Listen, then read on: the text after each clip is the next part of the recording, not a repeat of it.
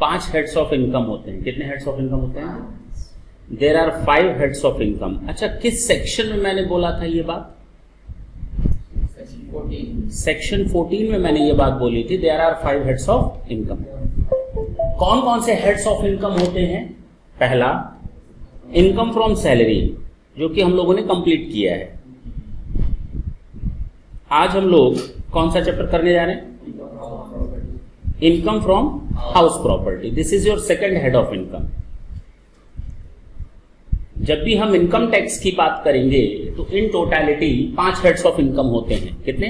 आप कुछ भी कमा लो, इन्हीं 5 हेड्स ऑफ इनकम में जाता है। पहला मैंने बताया था कि जो सैलरी से आप कमाएंगे वो इनकम फ्रॉम सैलरी में जाएगा। जो आप हाउस प्रॉपर्टी से कमाएंगे, जो आप अपने घर से किराया लेकर कमाएंगे, वो इनकम फ्रॉम हाउस प्रॉपर्टी में जाएंगे। अगर आप बिजनेस से कमाते हैं तो profit and gains from business और प्रोफेशन में जाएगा। और अगर आप किसी प्रॉपर्टी या एसेट को सेल करके कमाते हैं, मैंने अपना घर बेच दिया, जमीन बेच दी, कमाया, हाँ या ना, उसको हम कहते हैं कैपिटल गेन। Capital gain. और लास्ट होता है जो कोई भी इनकम इन चारों में नहीं आएगी, वो इनकम फ्रॉम अदर सोर्सेज में होगी। चलिए वापस, आज जो हम डिस्कस करने जा रहे हैं that is your income from house property. House का मतलब क्या जानते हो? हमको ये बता सकते हो? मैं अगर कहूं ये घर है, ये दरवाजा है, बोलो ना। अच्छा, ये खिड़की है, 3D में बना दें? ये हम ऊपर से ले रहे हैं, सैटेलाइट इमेज। हाँ बताओ, क्या करेंगे? ये घर माना जाएगा? ये घर माना जाएगा या नहीं? हाँ, मैं घर की बात कर रहा हूं, मैं किसी न किसी का तो होगा ही। तो बताओ, हाँ या ना? हम इनकम टैक्स के हिसाब से बात कर रहे हैं, घर माना जाएगा या नहीं? बोलो, फिर कंफ्यूज हो गए। अरे हाँ भाई, माना जाए, सोचना क्या है, कॉमन सेंस की बात है। मैंने ये दीवार हटा दी, 3 दीवारें हैं, आगे है ही नहीं दीवार, घर माना जाएगा या नहीं? माना जाएगा। जमीन पर है, बहुत बढ़िया। छत हटा दी, केवल 3 दीवारें हैं।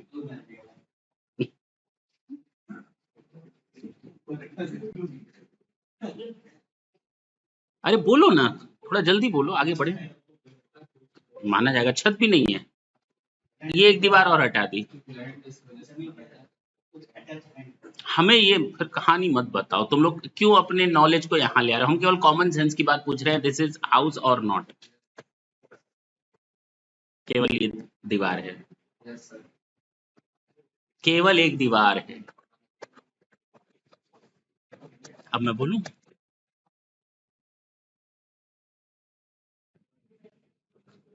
रोड को घर माना जाएगा नहीं? अब सच बताओ, अरे बोलो ना। माना जाएगा। क्या बोला मैंने? तो नाक के ऊपर। हम बता रहे हैं ना क्यों माना जाएगा। स्विमिंग पूल को घर माना जाएगा या नहीं? अब आ गए रास्ते पर, देखो अब आ गए तुम लोग रास्ते पर। किसी दोस्त को अगर सड़क पर लाना हो तो आओ, रोड पर आओ, तो कहेगा आ गए, तुम कहो ला दिया ना तुमको रोड पर, बोला था एक दिन सड़क पर लाऊंगा। हाँ बताओ, ये road, dam, bridge, parking area, swimming pool, garden, ये सब घर का हिस्सा होते हैं और ये घर में ही माने जाते हैं। तुम अपने घर की बालकनी में खड़े होकर क्या बोलते हो? घर पे हैं। कहाँ हो? घर के बाहर आंगन में टहल रहते हो, कहाँ पे हो? घर पे हैं। बाग में टहल रहे होते हो, घर के गार्डन और बगीचे में टहल रहे हो, कहाँ पे हैं? स्विमिंग पूल में नहा रहे होते हो, कहाँ हो? बात खत्म। ये सब घर है ना, तुम लोग खुद जानते हो, लेकिन बोल रहे हो नहीं है। उसके लिए कौन सी 4 दीवारों का होना जरूरी है, हमको ये बता दो। अब फिर अब तुम नई नई चीजें मत ले आओ, समझ में आई बात? घर होने के लिए दीवारों का होना जरूरी नहीं है, पहले तो ये दिमाग से बाउंड्रीज हटाओ। अच्छा, अब आते हैं दूसरी बात कि इनकम टैक्स में टैक्स कैसे लगता है। इसके लिए चार्जिंग सेक्शन है, हर एक चैप्टर के लिए, हर एक हेड ऑफ इनकम के लिए एक चार्जिंग सेक्शन है। जैसे सैलरी देखा था तो उसका चार्जिंग सेक्शन था हम लोग का सेक्शन 15, और हमारा हाउस प्रॉपर्टी का चार्जिंग सेक्शन है सेक्शन 22। क्या बोला गया है जरा ध्यान से सुनना।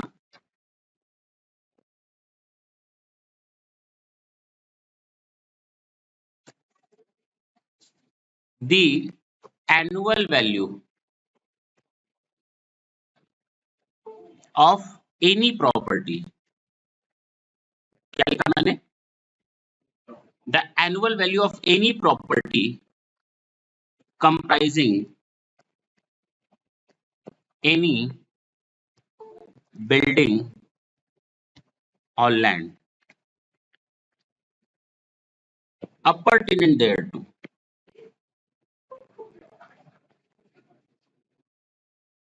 of which assessee is the owner,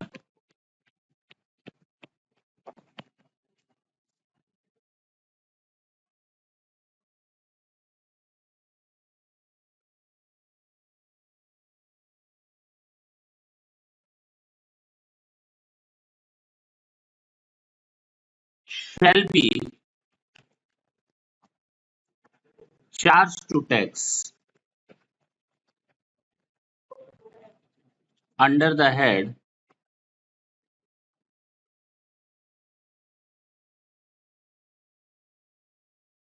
income from house property after giving deductions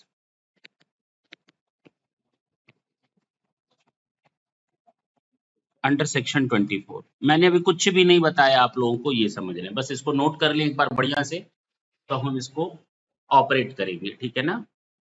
note कर लें।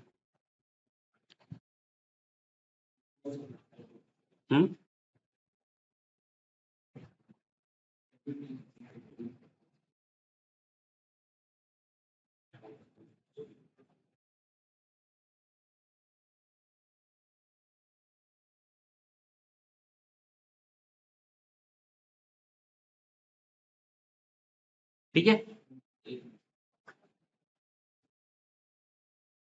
सुने, ये इकलौता ऐसा हेड ऑफ इनकम है, पूछो कैसा? चलो बाकी की बात करते हैं। जितना हम कमाएंगे उसी पर ही तो टैक्स देंगे, यही तो सिस्टम है। जितना कमाओगे उतने पर ही तो टैक्स दोगे, बोलो भाई। जितने पर कमाओगे नहीं उस पर टैक्स दोगे क्या? मेरी जेब में 50,000 नहीं आया, आएगा भी नहीं, मैं टैक्स दे दूं क्या सरकार को? दे दें। ये हेड ऑफ इनकम वैसा ही है कुछ।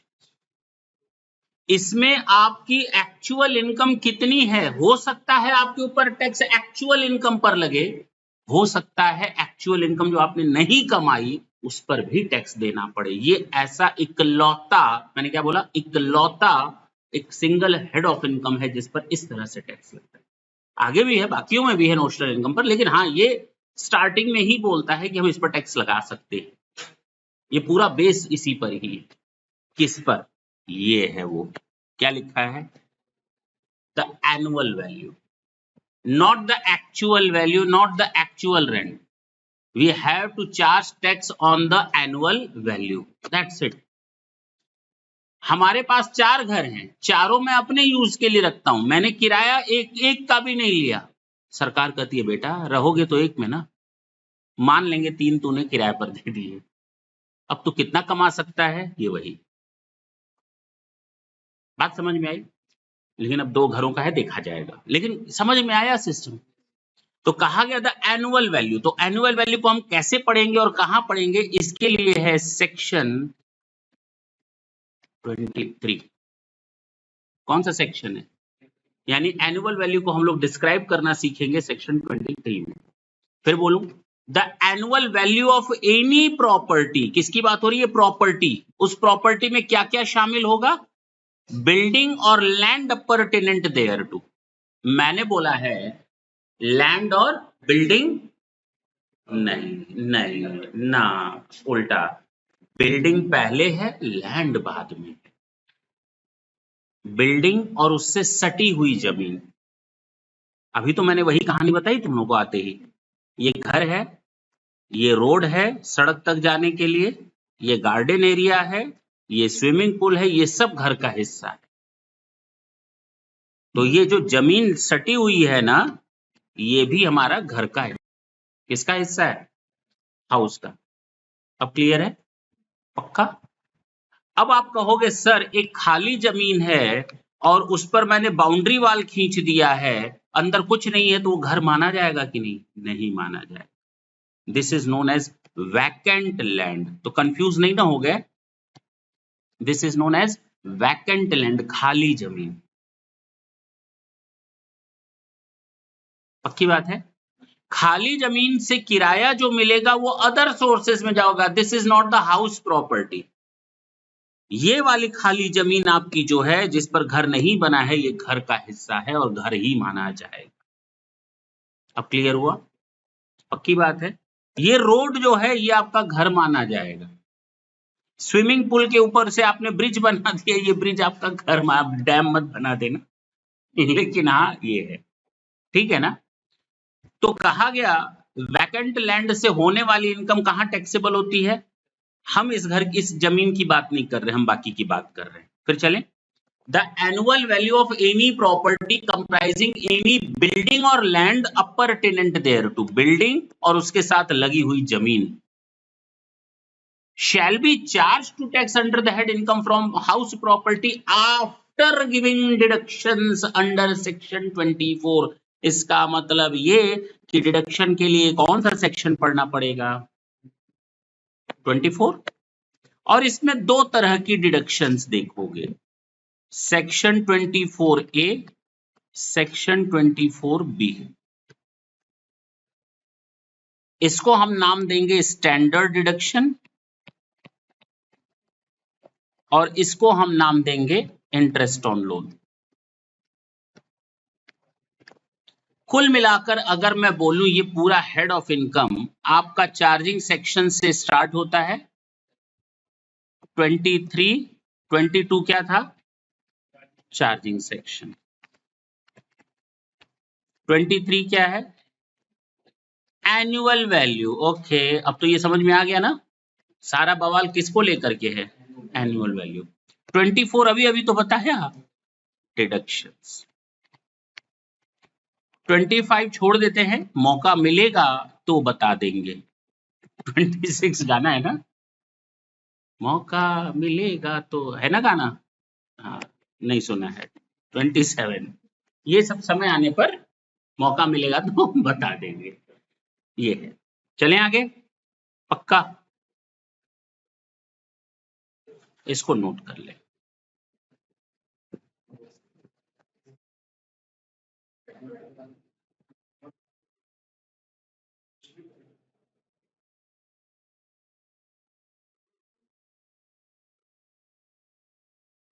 मैं फिर से एक बार बोलूं, Section 22 is the charging section of income from house property. The annual value of any property comprising any building or land pertinent thereto of which assessee is the owner shall be charged to tax under the head income from house property after giving deductions under section 24। आगे चले। ये section 23 है क्या?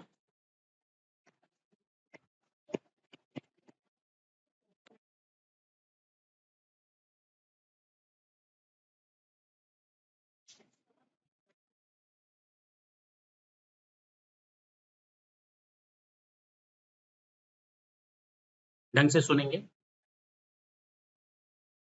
हमारी जो income from house property पर tax लगता है ना, बेसिकली वो 4 फैक्टर्स पर डिपेंड करता है। कितने फैक्टर्स पर? तो हम यहां लिख दे रहे हैं फैक्टर्स डिटरमाइनिंग एनुअल वैल्यू।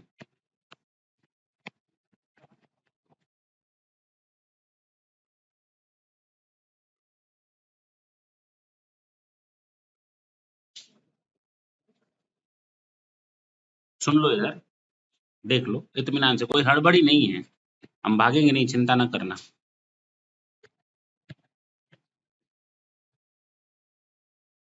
सबसे पहले हम लोग लिखेंगे ग्रॉस एनुअल वैल्यू। क्या लिखेंगे? किसके हिसाब से लिखेंगे? इसको शॉर्ट में बोलते हैं GAV। जो कुछ भी अब हम लोग सेक्शन 23 में करने जा रहे हैं ना, उसका जो आंसर मिलेगा वो हम यहाँ लिखेंगे रुपीस में। बात समझ में आई? जो भी आंसर मिलेगा, रिजल्टेंट फिगर होगी, वो हम यहाँ आउटर कॉलम में लिखेंगे। इसमें से माइनस कर देते हैं हम लोग म्युनिसिपल टैक्स। क्या माइनस कर देते हैं? ये हमारा जितना भी होगा वो माइनस कर देंगे, जो आएगा इसको हम लोग कहते हैं नेट एनुअल वैल्यू। इसको हम लोग शॉर्ट में बोलते हैं NAV। क्लियर है? ग्रॉस एनुअल वैल्यू जो हम लोग सीखने जा रहे हैं वो लिखेंगे, उसमें से माइनस करेंगे म्युनिसिपल टैक्स। अब कितना करेंगे 2 मिनट बाद देखते हैं।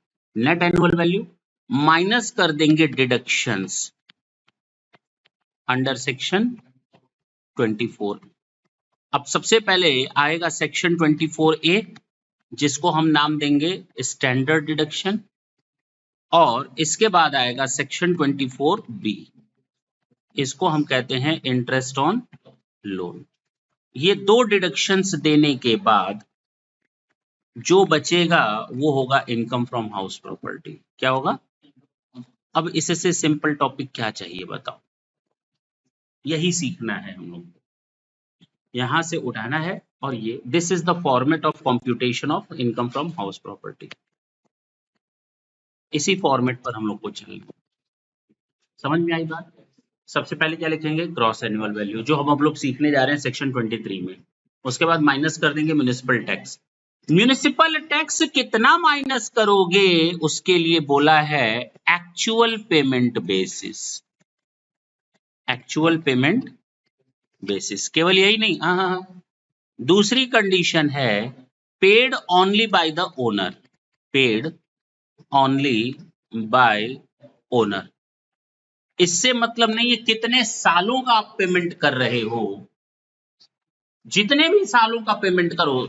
10 साल का पेमेंट करोगे तो 10 साल का डिडक्शन मिल जाएगा क्या? बोलो हाँ।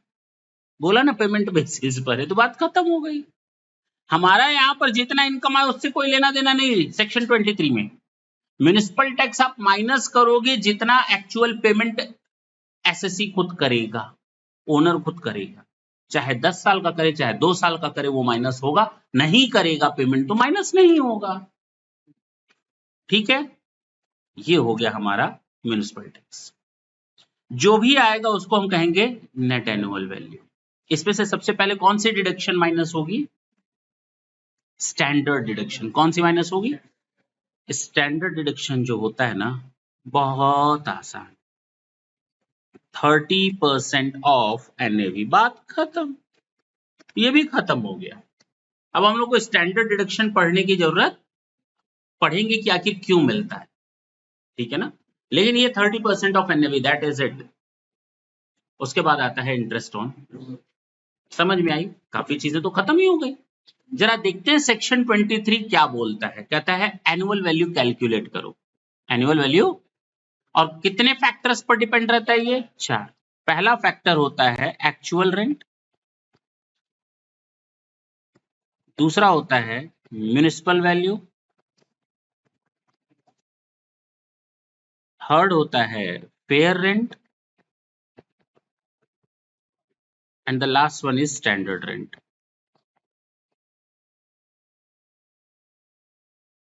सर ये भला है क्या आखिर? एक तरह का सुना था रेंट, एक्चुअल रेंट, ये बाकी 3 क्या है?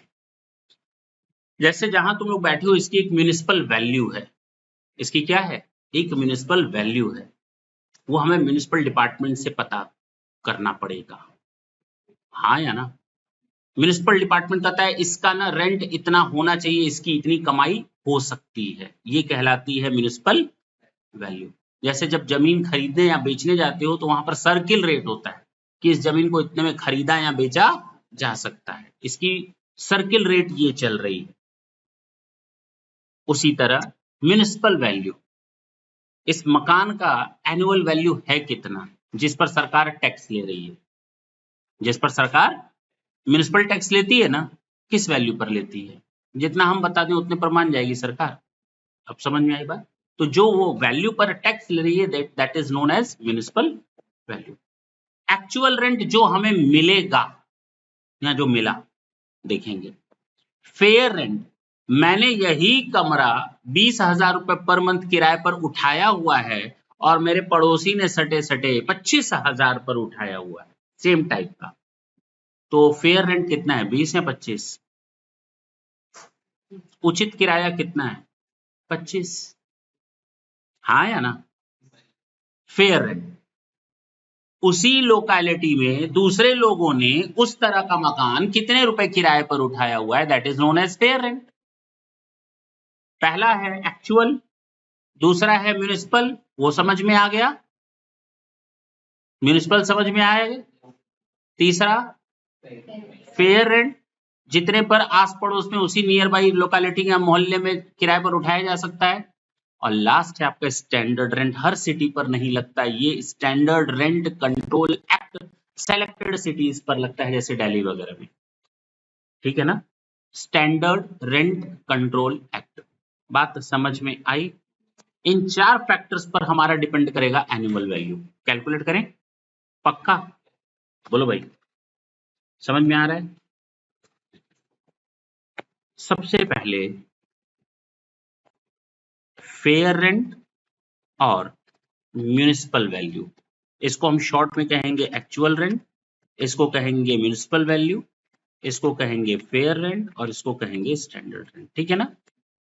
फेयर रेंट और म्युनिसिपल वैल्यू को पिक कर दिया, इन दोनों में से जो हाई होगा उसी को हम कहेंगे फेयर रेंट नंबर 1। ये हमारा रिजल्ट आ गया। अब इस फेयर रेंट नंबर 1 का कंपैरिजन हम स्टैंडर्ड रेंट से करते हैं। किससे करते हैं? ये तीसरा देखो टॉपिक, ये पकड़ लिया। इन दोनों में जो कम होगा वो कहलाएगा फेयर रेंट नंबर 2। बात समझ में आई? अच्छा, इस फेयर रेंट नंबर 2 का कंपैरिजन हम करते हैं एक्चुअल रेंट से। अब अगर एक्चुअल रेंट अधिक है तब तो सोचना मना है, सरकार कहेगी दे दो ना टैक्स एक्चुअल रेंट पर, है कि नहीं? If actual rent higher than fair rent number 2, then what would be the situation? And if the actual rent is lower than the fair rent number 2, then what would be the result? यहीं पर रुकिए, मैंने क्या बोला? Fair rent और municipal value जो दोनों में से अधिक होगा क्या कहलाएगा? Fair rent number 1। Fair rent number 1 का कंपैरिजन किससे करेंगे? स्टैंडर्ड रेंट से। जो दोनों में से कम होगा वो हमारा आ जाएगा फेयर रेंट नंबर 2, और फेयर नंबर 2 का कंपैरिजन हम करेंगे एक्चुअल रेंट से। If actual rent is higher than what would happen, and if actual rent is lower than the fair rent number 2 then what would be the result. देखा जाए, अगर actual rent अधिक है तब तो सोचना बंद कर दो, actual rent is your gross annual value as per section 23। ये जो मैंने चार्ट बनाया ना, यहाँ पर वही ज्यादा अगर एक्चुअल रेंट आता है तो वही रख दो, ये वाली फिगर। अब समझ में आई बात? हाँ या ना? लेकिन अगर एक्चुअल रेंट कम आ गया तो क्या करेंगे? तो कहा गया इसको 2 पार्ट में तोड़ो। अगर एक्चुअल रेंट कम है, अब एक्चुअल रेंट कम है, या तो आप बड़े शरीफ आदमी हो या फिर चट्टे आदमी हो यही तो मतलब निकला। अगर शरीफ आदमी हो तो जो बोल रहे हो हम वही मान लेंगे, यानी कम बोल रहे हो तो हम कम ही ले लेंगे, कोई दिक्कत नहीं सरकार को। लेकिन अगर चट्टे आदमी हो तो भैया फेयर रेंट को ही हम ग्रॉस एनुअल वैल्यू मान लेंगे। अब बात समझ में आई? अगर शरीफ हो तो इसको मानेंगे। शरीफ कैसे माने जाओगे? अगर तुम सब सच सच बता रहे हो तो। लेकिन अगर उसमें झूठ की बदबू आई, की खुशबू आई तो वहां पर हम लोग पेयर नंबर 2 को ले लेंगे। अब समझ में आ रही है बात है क्या? एक्चुअल रेंट अगर कम है, actual rent is lower due to vacancy, किसके कारण? तब तो इसका मतलब आप शरीफ आदमी हो। जैसे फेयर रेंट आया आपका 2 लाख रुपए, कितना आया? और एक्चुअल रेंट आया 1,80,000। ये 10 महीने का है, ये 12 महीने का। सर ऐसे कैसे? सुनना ढंग से।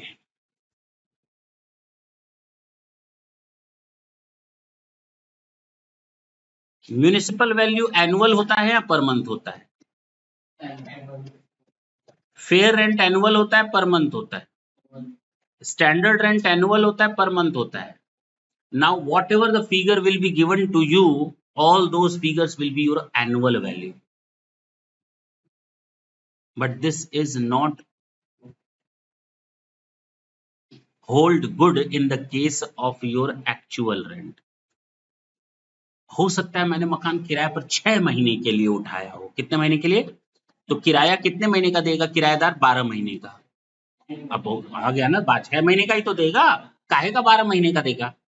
तो तुम 6 महीने की तुलना किससे कर रहे हो? गलत है या नहीं? गलत नहीं है। अब सुनो, अगर 8 महीने का मिला तो कंपैरिजन किससे कर रहे हो? 12 महीने से। गलत है कि नहीं?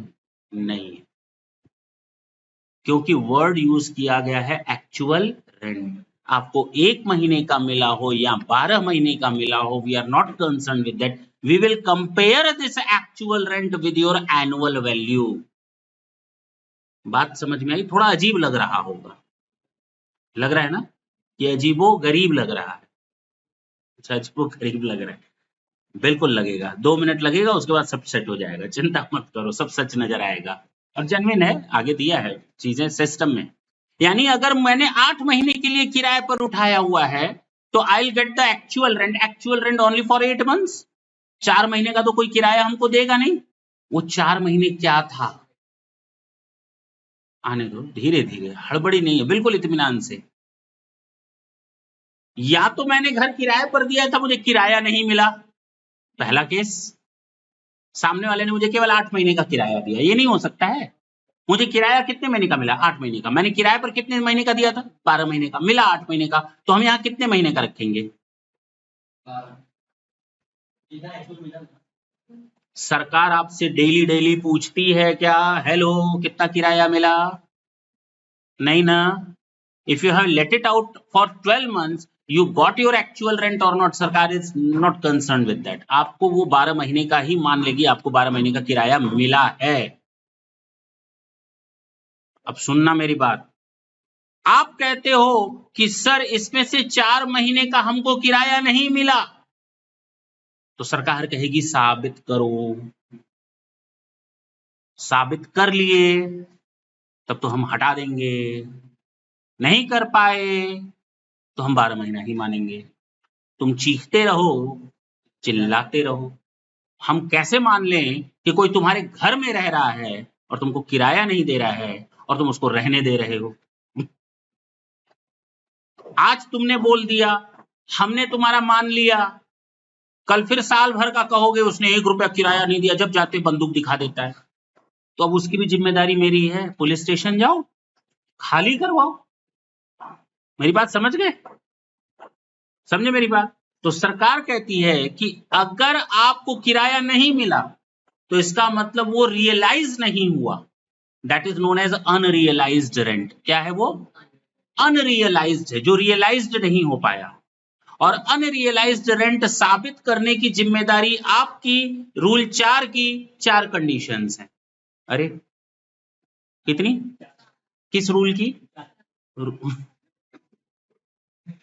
रूल 4 की 4 कंडीशंस हैं। क्या कंडीशंस हैं वो भी देख लेते हैं। चलें, बाद में सब क्लब होता जाएगा, चिंता मत करना। अभी सब बिखरा हुआ है ना, धीरे धीरे सब समेटेंगे, चिंता मत करो। अनरियलाइज्ड रेंट, अनरियलाइज्ड रेंट की 4 कंडीशंस हैं। किस रूल के हिसाब से? ढंग से सुनना, बिल्कुल मजेदार चैप्टर है। पहला,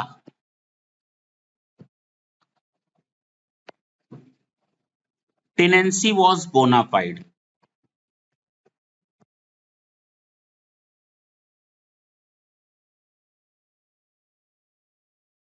पहले तो ये बताओ, किराएदार था भी कि या ऐसे ही बेवकूफ बना रहे हो? किराएदारी होनी चाहिए, जेन्युइन होनी चाहिए। बोनाफाइड का मतलब जेन्युइन होना चाहिए। टेनेंसी वॉज बोनाफाइड यानी एक्चुअल में किराएदार था और जेन्युइन था। आप कहते हो कि हमको 12 महीने का किराया मिलना चाहिए था, 8 महीने का तो मिल गया, 4 महीने का वो कह रहा है नहीं देंगे। देगा या नहीं देगा? अगर कहता है देगा तो फिर टेंशन का है कि तू 12 महीने का टैक्स दे दे, झंझट खत्म कर, तुम उससे लेते रहना, हमें 12 महीने का दे दो। ये अनरियलाइज रेंट थोड़ी माना जाएगा, ये अनरियलाइज रेंट नहीं माना जाएगा। अनरियलाइज रेंट वो होगा जहां पर अब आपको किराया मिलने की पॉसिबिलिटी नहीं है, मिलेगा ही नहीं। क्यों? पहला, टेनेंसी वॉज बोनाफाइड। दूसरा, आप कहते हो जब हम उसके घर जाते हैं ना तो कहता है आइए सरकार बैठिए बैठिए, क्या लेंगे आप? जाता है बिस्किट लेने और एक हाथ में बंदूक लेकर के आता है और रख देता है बगल में, कुछ बोलता नहीं है। अब हमारी घिघी बन जाती है, हम वापस आ जाते हैं, बिस्कुट खाते हैं, पानी पीते हैं, चले आते हैं। हम कहाँ से किराया मांगे? यही बोलेंगे। तो सरकार ने कहा ऐसे किराएदार को निकाल बाहर करो अगर आपको अनरियलाइज रेंट का बेनिफिट चाहिए तो। Tenant has vacated all the properties relating to SSC. Sir समझ में नहीं आया। मालिक उसने ना, किराएदार ने हमारे 3 घर किराए पर लिए हुए थे। कितने? एक का किराया समय पर देता है, बड़ा शरीफ आदमी है। एक का किराया समय पर देता है, बहुत ही शरीफ आदमी है, लेकिन बाकी 2 घरों पर वो बंदूक दिखाता है। कितना बदमाश है। ऐसा होता है क्या? एक में पूरा किराया देगा, 2 का नहीं देगा। तो भैया एक काम करो, तुम्हारे ही 3 घर हैं, तीनों से निकाल बाहर करो। ऐसा आप नहीं क्लेम कर सकते या प्ली नहीं ले सकते, एक का किराया देता है, एक का किराया नहीं देता। तो आप उससे अपने सारे मकान खाली करवा लो। Tenancy was bonafide, tenant has vacated all the properties belonging to the assessee. तीसरा, खाली तो करा लिया, पैसा वसूलोगे या नहीं वसूलोगे? छोड़ दोगे उसको खाली कराकर? किराया लेंगे या नहीं लेंगे? तो उसके खिलाफ कोई लीगल प्रोसीडिंग की है या नहीं की है, वो भी बताओ। पुलिस केस किया है ना? तो SSC has taken all the legal steps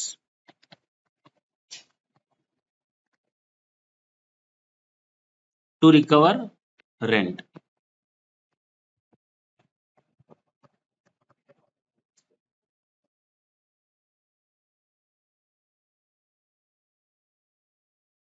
और 3 ही कंडीशन हुई, 4th यानी पहला, टेनेंसी थी, टेनेंट से मकान खाली करवा लिया और हमने उस रेंट को वसूलने के लिए लीगल प्रोसीडिंग स्टार्ट की हुई है। लास्ट, हम ये साबित करेंगे असेसिंग ऑफिसर को कि बहुत ही दुष्ट टाइप का इंसान है, जितने भी डंडे मार लो पैसा निकलने वाला, ये प्रूफ करना पड़ेगा। हाँ या ना? लास्ट है, the assessee has made satisfied to the AO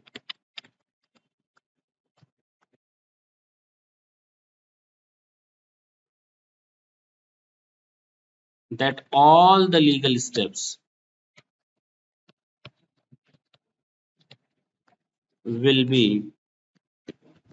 fruitless, यानी कि कोई रिजल्ट निकलने वाला नहीं है। आप उसको खूब डंडे मारो, खूब डंडे मारो, कोई पैसा वो देने वाला नहीं।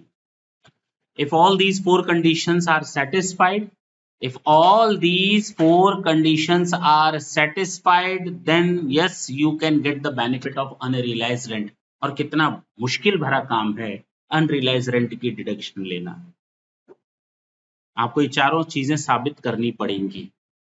अगर वो मकान मालिक के किराएदार के अगेंस्ट केस फाइल कर चुका है, लेकिन अगर किराएदार अभी भी मकान में है तो भी आप डिडक्शन नहीं ले सकते, माना जाएगा आपको पैसा मिल रहा है।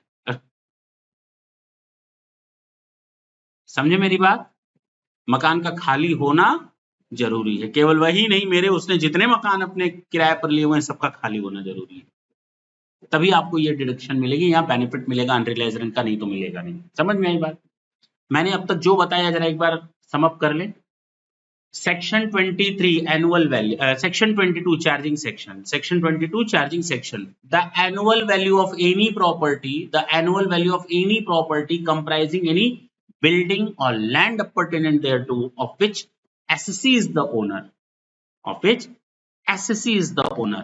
जब ओनर की बात आएगी तो यहां पर ओनर दो तरह के होते हैं। कितने तरह के होते हैं? पहला होता है एक्चुअल ओनर और दूसरा होता है, किसने बोला? Teemed owner. दो तरह के ओनर होते हैं, देखेंगे हम लोग। तो कहा गया the annual value of any property comprising any building or land pertinent thereto of which assessee is the owner shall be charged to tax under the head income from house property after giving deductions under section 24। और deductions में दो deductions पढ़ने, 24A 24B। 24A standard deduction होता है, वो आप लोगों ने देख लिया, 30% ऑफ एनएवी होता है, हाँ या ना? पक्की बात है। अच्छा, वापस आते हैं सेक्शन 23 का कैलकुलेशन कैसे करते हैं। इसमें चार फैक्टर्स काम करते हैं, fair rent, municipal value, standard rent, actual rent. सबसे पहले फेयर रेंट और म्युनिसिपल वैल्यू, जो दोनों में से अधिक होगा उसको ले लेंगे fair rent number 1। Fair rent number 1 का हम स्टैंडर्ड रेंट से कंपैरिजन करेंगे, स्टैंडर्ड रेंट या फेयर रेंट नंबर 1, जो दोनों में से कम होगा वो हो जाएगा फेयर रेंट नंबर 2।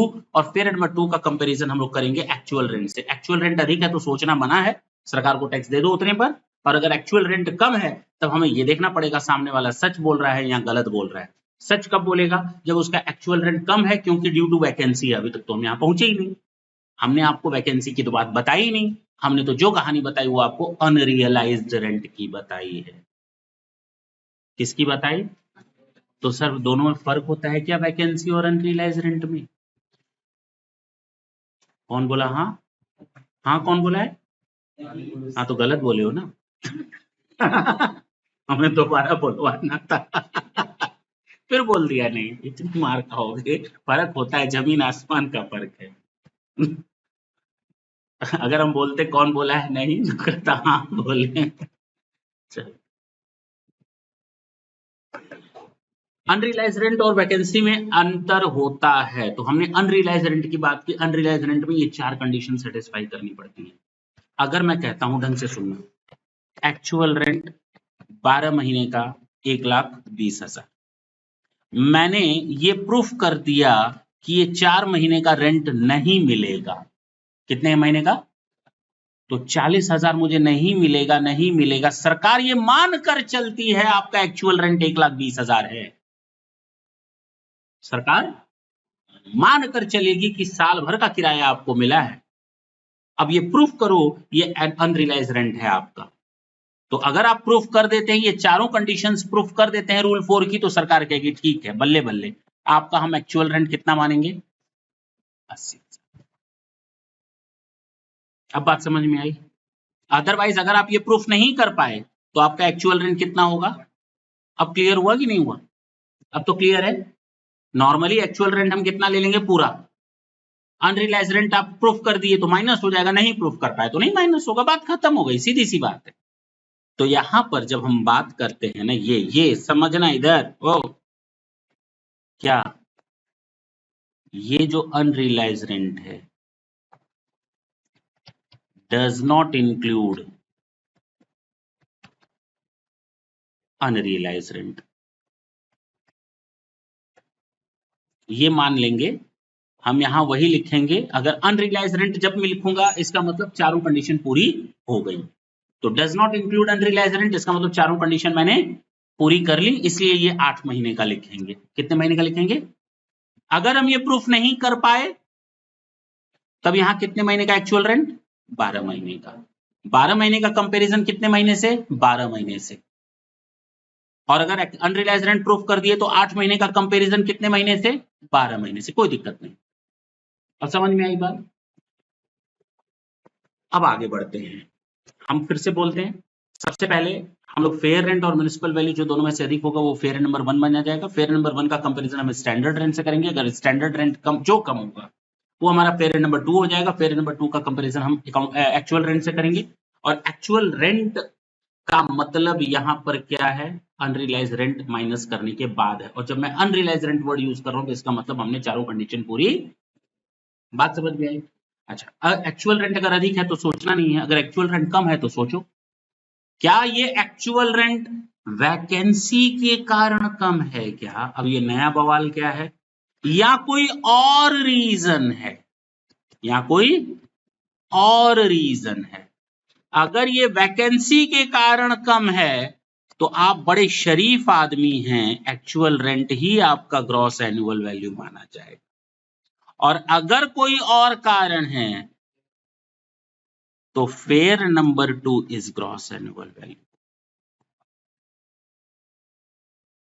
बात समझ में आई? ये पूरा इसका चार्ट है जो आपको हमेशा तैयार रखना है। इसको आप नोट कर लें, पहले हाथ चलना चाहिए।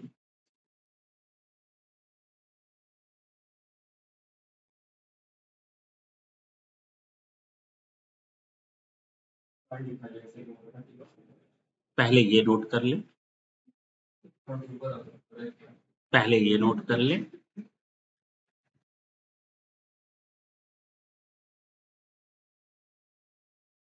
हो गया? हाँ, लिखना है।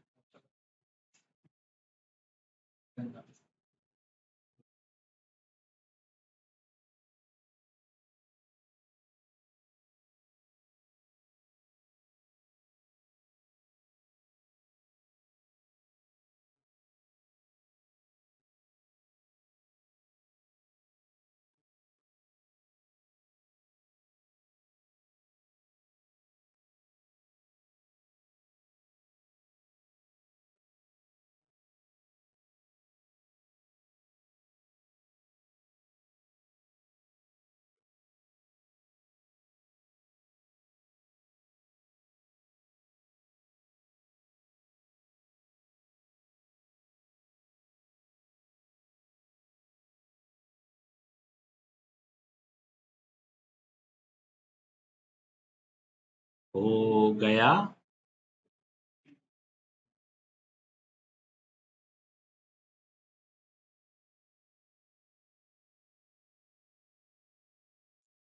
समझ में आया? पूछो। समझ में आया? थोड़ा थोड़ा।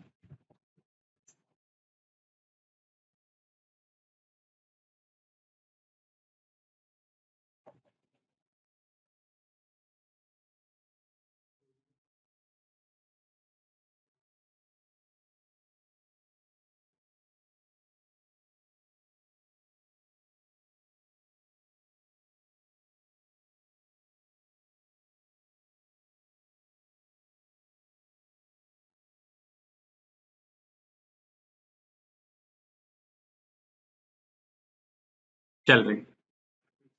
पक्का?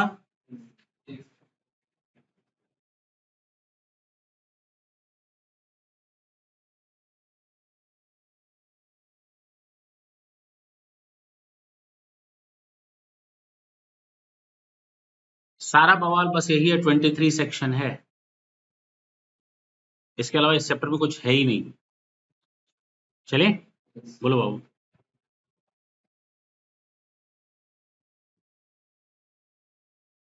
मैंने कहा एक्चुअल रेंट। जरा वापस आते हैं, ये वैकेंसी क्या होती है? एक बात बताओ, मेरे पास घर है साल भर, 12 महीने।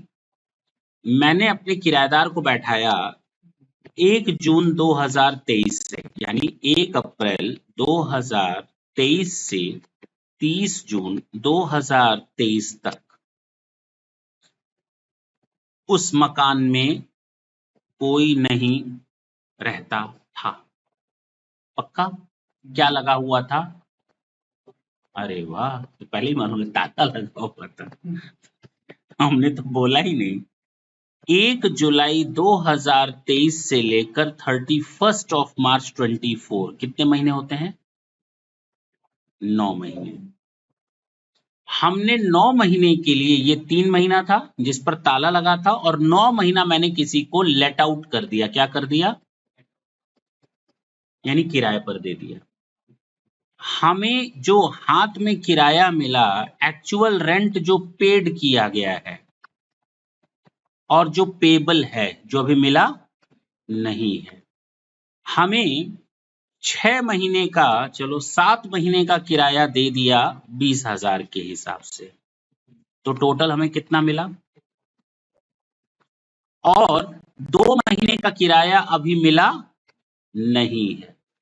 या तो मैं ये बोलता हूं कि ये कभी मिलेगा ही नहीं, या तो मैं बोलता हूं मिल जाएगा, आज नहीं तो कल। तो जब आज नहीं तो कल तो ठीक है, सरकार आपसे कहेगी कि आप हमें 9 महीने का टैक्स दे दीजिए, इस 9 महीने के इनकम पर टैक्स दे दीजिए, आप लेते रहिएगा अपना पैसा। कौन मना कर रहा है? आप भी खुश होकर दे देंगे, हमें क्या फर्क पड़ता है, आज नहीं तो कल तो पैसा आना ही है। प्रॉब्लम तब आएगी जब ये बंदूक दिखाता है या पैसा देता ही नहीं है, और हम क्लेम करते हैं कि ये क्या है, अनरियलाइज्ड है, पैसा मिल नहीं पाएगा। और जब अनरियलाइज्ड रेंट क्लेम करते हैं तो हम रूल 4 की 4 कंडीशंस पूरी करेंगे। अगर वो प्रूफ हो गई तो हमारा एक्चुअल रेंट कितने महीने का आएगा, और ये क्या करेंगे, 3 महीना भूल जाओगे? ध्यान तो इधर जा ही नहीं रहा तुम लोग का। ये 3 महीना वैकेंट कहलाता है। क्या कहलाता है? खाली। और वैकेंट का कोई किराया नहीं मिलता, सरकार को भी अच्छी तरह मालूम है। तो हमारा 7 महीने का किराया माना जाएगा। पक्की बात है? तो यहां पर जो तुलना होगी, कंपैरिजन होगा, वो 7 महीने का लिखेंगे, क्योंकि 3 महीना ताला लगा था, 2 महीने का किराया मिल नहीं रहा। 3 महीना ताला लगा था और 2 महीना मिल नहीं रहा, और इसका कंपैरिजन होगा 12 महीने से। अब सुनना ढंग से, यहां आ गया एक्चुअल रेंट कितना आपने नीचे लिखा था, 1,40,000। मैं आपको कहता हूं फेयर रेंट आपका था 1,80,000। कितना मान लेते हैं कितना आया था ये, 1,80। अब 1,80 की तुलना 7 महीने के किराए से कर रहे हो, लेकिन हमें मालूम है इसमें वैकेंट था 2 महीने का हम जोड़े नहीं है। देखो ना, 2 महीने का हम हटा चुके हैं, ये 2 महीने का हटा चुके हैं। हमने केवल 1,40 लिया है 7 महीने का। हम मान लिए हैं वो 2 महीने का नहीं मिलेगा, सरकार को मैंने साबित कर दिया कि वो 2 महीने का नहीं मिलेगा। तो 9 महीने का एक्चुअल रेंट ना लेकर मैंने कितने महीने का लिया, 7 महीने का, क्योंकि मैंने साबित कर दिया। अच्छा, 7 महीने का 1,40,000 है और 12 महीने का 1,80,000 है। 1,80 ज्यादा है या 1,40 ज्यादा है? ऐसे नहीं बोल सकते। पहले ये देखो, क्या ये कम है क्योंकि इस पर ताला लगा था क्या ताला? हाँ, कितने महीने का? अगर ये 3 महीने का किराया और मिला होता, अगर ये ताला नहीं लगा होता, तो हमें किराया कितना मिला होता, 2 लाख। कितना मिला होता? तब केवल कंपैरिजन करने के लिए, तुलना करने के लिए हम 2 लाख की कंपैरिजन करेंगे 1,80,000 फेयर रेंट से। अब बताओ, अगर ये 3 महीना ताला नहीं लगा होता तो मेरा एक्चुअल रेंट ज्यादा था या नहीं था ना? इसका मतलब हम शरीफ आदमी, हम सरकार को बेवकूफ नहीं बना रहे। हम 7 महीने का 1,40 दिखा करके सरकार को ये साबित कर रहे हैं कि आपके सरकार की वैल्यू कम है, हम तो ज्यादा किराए पर उठाए हुए हैं, लेकिन जब ताला लगा होगा तो हमको घर का पैसा कहां से मिलेगा? तो सरकार कहेगी हाँ जियो और जीने दो। बताओ किस पर टैक्स लगाओगे? केवल 1,40 पर लगाओगे, क्योंकि मैंने सरकार को साबित कर दिया, और 1,40,000 पर ही मेरा कैलकुलेशन। नहीं समझ में आई बात? लेकिन अगर हमारा फेयर रेंट 2,20,000 होता, कितना होता ये, और सरकार को कहते मेरा 140 7 महीने का है, तो सरकार कहेगी अनरियलाइज रेंट हटा दियो। मैंने कहा प्रूफ करके हटा दिए। ताला लगा हुआ था, वैकेंट था क्या, मकान था क्या? हाँ। कितने महीने ताला लगा था? हाँ। अगर वो 3 महीने ताला नहीं लगा हुआ होता तो आपको किराया कितना मिलता?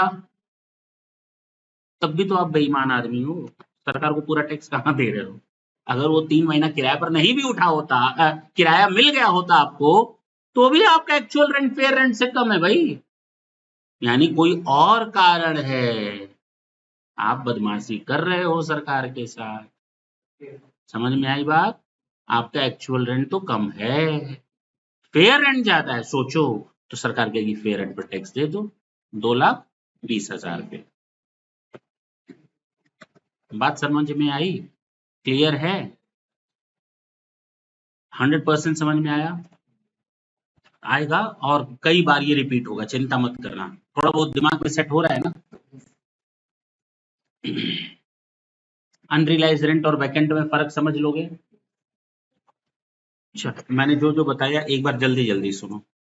मैंने सेक्शन 22 बताया, charging section. The annual value of any property comprising any building or land pertinent thereto of which assessee is the owner shall be charged to tax under the head income from house property after giving deductions under section 24।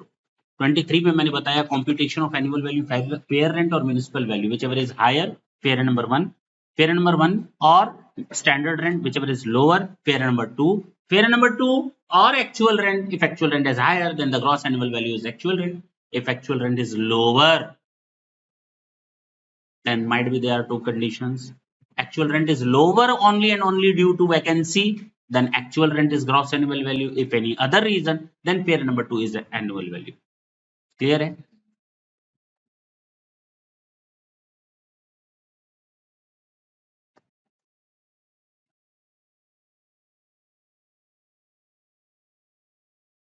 करें? सुनेंगे अब ढंग से। ये 6 question हैं। कितने? Case number 1 2 3 4 5 6। चलें करें? पहले बाकी सबको भूल जाओ, हाउस नंबर 1 की बात करते हैं। किसको किसको कंपैरिजन करते हो, जरा चार्ट उठा करके देखो। म्युनिसिपल वैल्यू और फेयर रेंट। इधर देखो, म्युनिसिपल वैल्यू और फेयर रेंट, जो दोनों में से अधिक हो, किसको ले लें?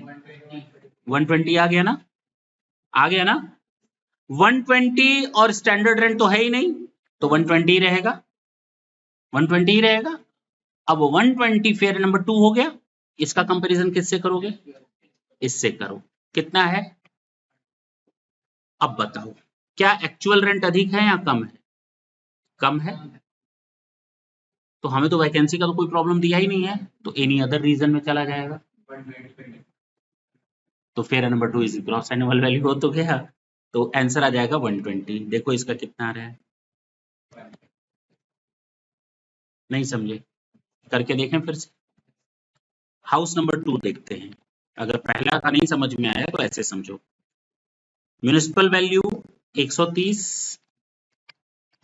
और फेयर रेंट 115, दोनों में से जो अधिक हो क्या ले लोगे? इसका कंपैरिजन किससे करते हो? और स्टैंडर्ड रेंट कितना दिया है? 100 दिया है। 130 का कंपैरिजन अगर आप 100 से करोगे तो जो कम हो वो फेयर नंबर 2 बन जाएगा। बोलो, अब इस फेयर नंबर 2 को कंपैरिजन किससे करोगे? Actual rent. कितना है एक्चुअल रेंट? 110। हाँ या ना? तो 110। क्या एक्चुअल रेंट अधिक है? तो आंख बंद करके उसी पर ही लगा दो टैक्स, है ना? तो कितना आना चाहिए आंसर? बताइए। चलें, सबसे पहले म्युनिसिपल वैल्यू 140,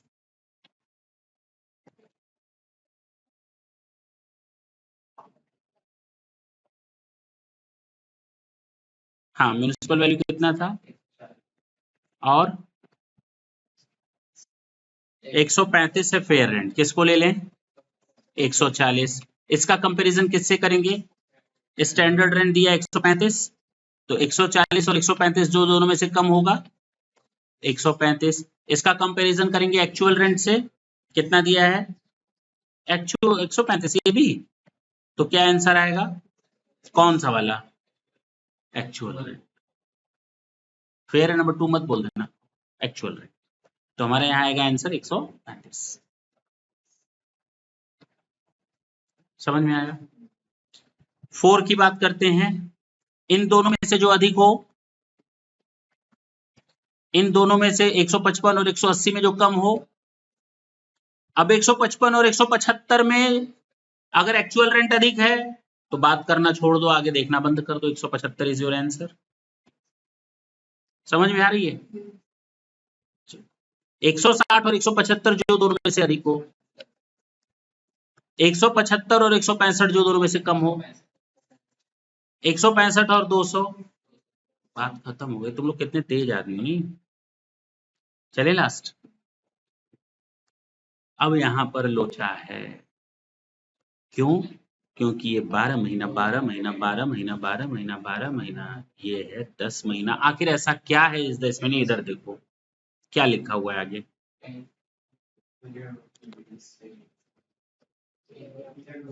इसका क्या मतलब हुआ?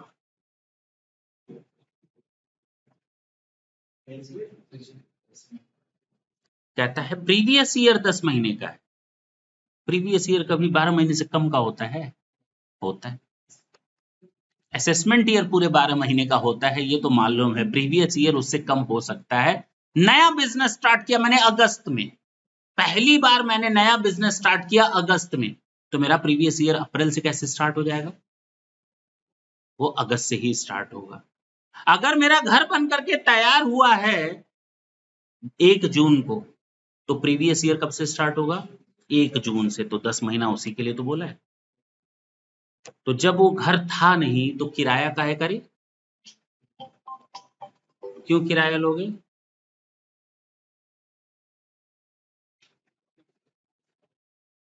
बोलो। अब चलें। तो ये सब 12-12 महीने का है। जब मेरा वो प्रीवियस ईयर में था ही नहीं, मेरा ईयर तो 10 ही महीने का है। जब मैंने अपना घर ही 2 महीने बाद बनाया है, तो 12 महीना कैसे ले सकते हो मेरे साल में? कितने महीने लोगे? 10 महीने। तो एक काम करो, इसको 10 महीने के बराबर करो, इसको 10 महीने के बराबर करो। कितना आएगा? 24, 142, 52, 154। कितना आ रहा है? 144, 140। ये कितना आ रहा है? 120। हाँ है ना? ये सब अब 10 महीने के बन गए सब, क्योंकि मेरा प्रीवियस ईयर ही 10 महीने का है भाई। प्रीवियस ईयर कितने महीने का है? 10 महीने का है। तो 12 महीने से कैसे? जब घर था ही नहीं तो उस समय को क्यों कंसिडर करोगे? घर तो था ही नहीं मेरे पास, घर बन करके ही तैयार हुआ है 1 जून को। अब सबका 12 महीनों को ले लोगे? घर बनकर तैयार होता मेरा साल के अंत में, तो सीधे 12 महीने से कंपेरिजन करी कौन सी बात होती है? तो आपका प्रीवियस ईयर उतने से कम हो जाएगा। और सब 12 महीने के होते हैं, उतने हिसाब से कम करो। 150 और 140 में किसको लोगे? 150। 150 और 120 में किसको लोगे? 120 का कंपैरिजन 100 से करो, 120। बात खत्म हो गई। तो ये केस जो था आपका, ये था मोस्ट इंपॉर्टेंट। एग्जाम में आएगा, गलतियां होंगी। केस नंबर 6 में। समझ में आई बात? चल सकते हैं आगे। क्वेश्चन नंबर 2 कर लोगे? यहां एक नया केस आ गया। चलें? तैयार? हमारे पास म्युनिसिपल वैल्यू और फेयर रेंट जो दोनों में से अधिक हो, क्या बचा? Municipal value. म्युनिसिपल वैल्यू, अच्छा हाँ ठीक तो है। फेयर रेंट, फेयर रेंट और स्टैंडर्ड रेंट जो दोनों में से कम हो। स्टैंडर्ड रेंट और एक्चुअल रेंट। अच्छा सुन लो, कहता है ये है 12 महीने का। कितने महीने का? Actual rent. और हमने 2 महीने का साबित कर दिया है कि हमें ये किराया नहीं मिलेगा। जब वर्ड लिखा है unrealised rent of the previous year 2 months का, इसका मतलब मैंने साबित। तो ये 120 में से 2 महीने का पहले तो हटाओ, तो एक्चुअल रेंट मेरा कितना हो जाएगा? 100। हाँ या ना? 12 महीने का 120, तो 10 महीने का 100। हाथ में कितना मिला? 100। अच्छा अब बताओ, सबसे पहले 90 और 300 में किसको लोगे? 300। 300 और 50 में किसको लोगे? 50। 50 और 100 में किसको लोगे? 100। एक्चुअल रेंट अधिक है, सोचना बंद कर दो। चलें आगे। पक्का चार्ट में तुम लोग कर लोगे ना? करवाएंगे नेक्स्ट सेशन में, चिंता मत करना। आज पहले ये तो बता दें कि तुम लोग को क्या समझाया और रिजल्ट क्या निकला। 500 और 300, 500 और 800, 500 और ये 600 को 3 महीने का किराया नहीं मिला तो 150 नहीं मिला होगा, इसका मतलब 450 मिल गया होगा। तो बताओ 500 और 450 में किसको लोगे? बोलने दो। क्या ये वैकेंसी के कारण कम है? ना। कोई और रीजन है? हाँ। किसको ले लेंगे? बात सोचना क्या है? 500 वैकेंसी तो है ही नहीं ना, एनी अदर रीजन हो गया तो 500। चले 30 और 300 में किसको लोगे?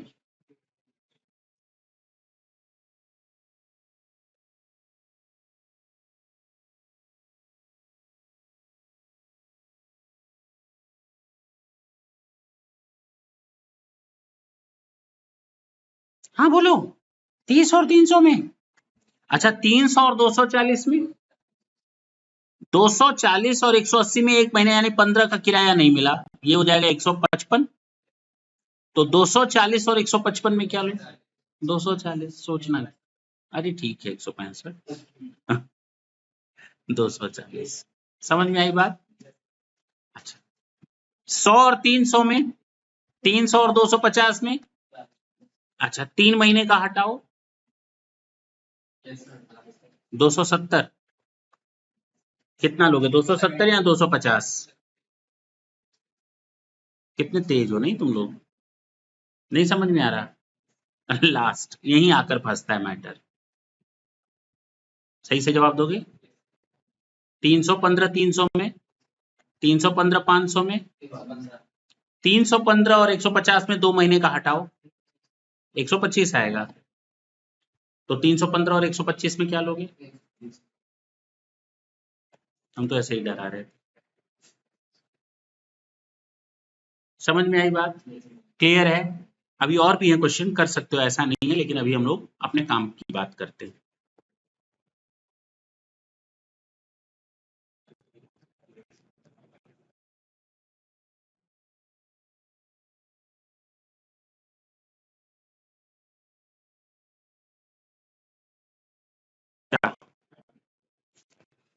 देखो मैंने सेक्शन 22 बोला, कोई बताएगा हमको क्या बोला? नहीं क्या बोला मैंने ये पूछा।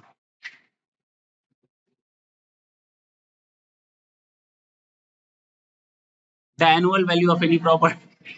हाँ बोलो। फिर से बोलो। आप पढ़ करके ही बताओ, बोलो तो बाबू। हाँ नहीं लिखे हो? हम तो दिए थे मौका तुम लोग को, ये रहा।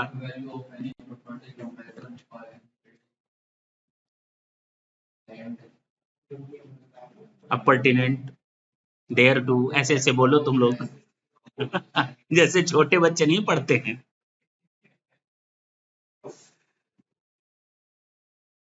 एक बार देखो इसको, समझ में आया?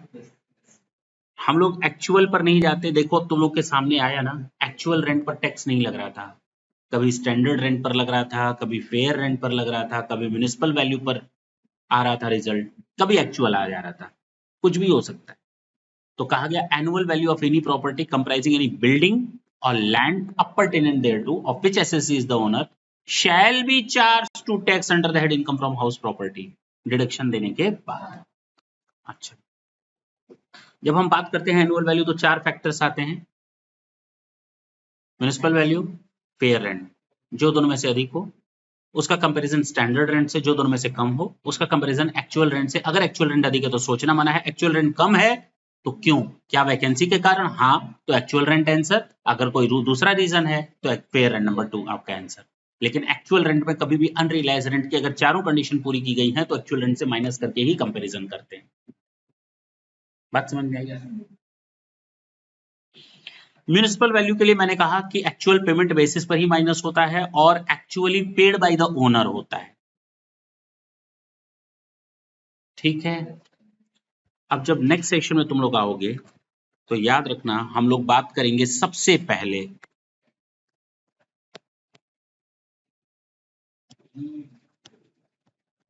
इसका मतलब क्या है,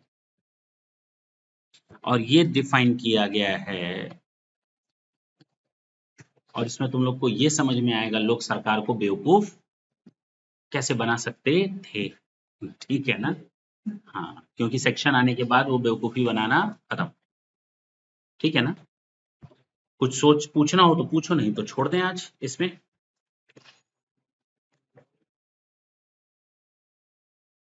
मेरे हिसाब से आज का तो डोज ज्यादा है ये। ठीक है, थैंक यू बच्चों।